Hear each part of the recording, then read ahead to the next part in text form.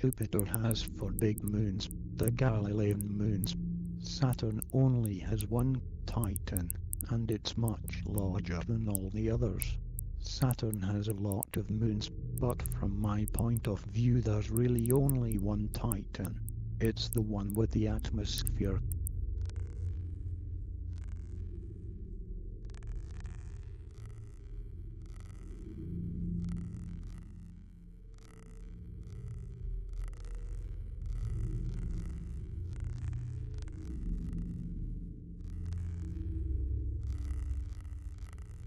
They're used to flying by worlds and looking down and looking at surface features like craters and channels and volcanoes. But when they flew by Titan, it looked like the LA basin, just smog covering it, orange haze. They couldn't see a thing, but from an atmospheric science point of view, that's great. It's the only moon with an atmosphere, and the atmosphere has organic smog in it.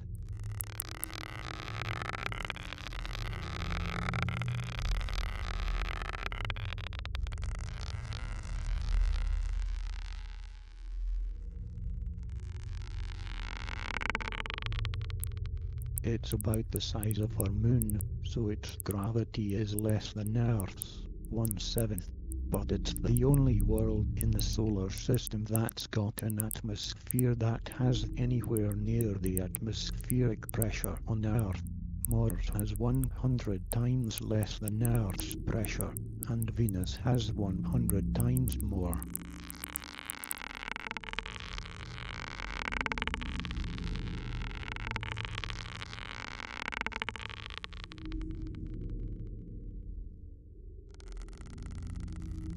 It's also the only atmosphere in the solar system that, like Earth's, is dominated by nitrogen, and that's actually the big mystery both on Earth and on Titan.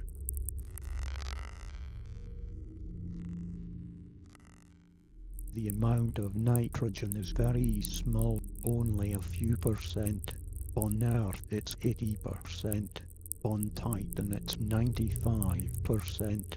The interesting thing about Titan's atmosphere is not just that it's made out of nitrogen, but it has all these other compounds in it, all produced from methane and nitrogen photochemistry.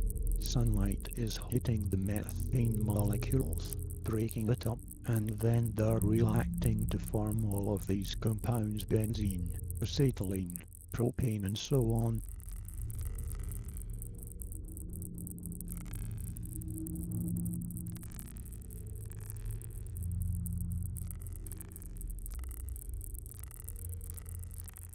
Why does Titan have an atmosphere, and why is it so unusual? The natural comparison is between Titan and the Galilean moons of Jupiter, Ganymede, Callisto and Europa in particular.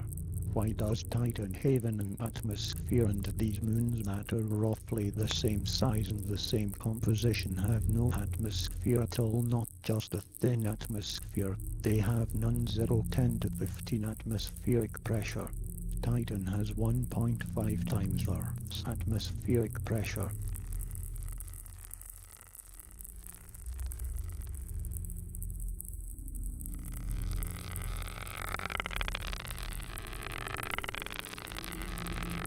If you look at our atmosphere, the presence of trace amounts of argon, krypton, xenon and neon tell us how the volatiles that came to Earth got here. They came in comets, where these gases, as well as nitrogen and oxygen, were trapped.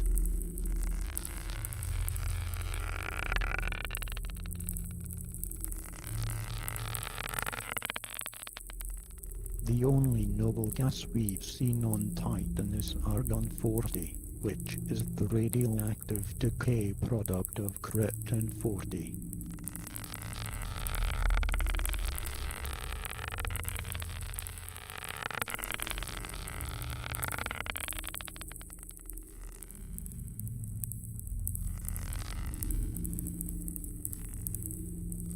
The nitrogen and methane probably have come from the decomposition products of something in Titan's interior.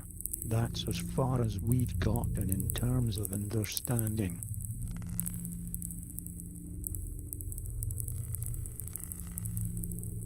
We think that the moon formed by the impact of a Mars-sized object smashing into the Earth and literally knocking a big chunk of the Earth's mantle into space as a liquid slab.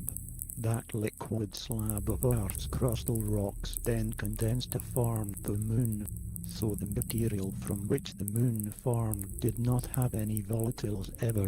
It was formed out of molten rock, condensing in Earth orbit. It never had the same endowment of material that Mars, Venus and Earth had when they formed.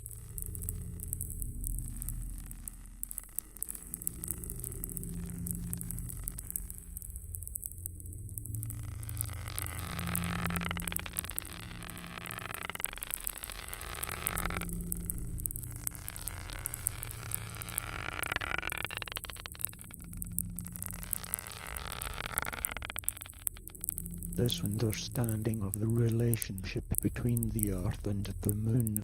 Before Apollo, one of the theories was that the Moon formed as a separate planet, like Mars or Venus or Earth, but then the Moon should have formed with water and things like Earth has, although less of them.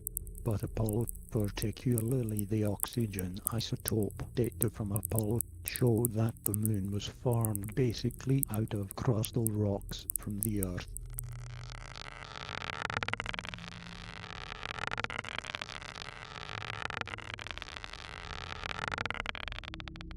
Titan is losing its atmosphere too. We think that there must be mechanisms to recharge it. Cryovolcanism may be one such mechanism.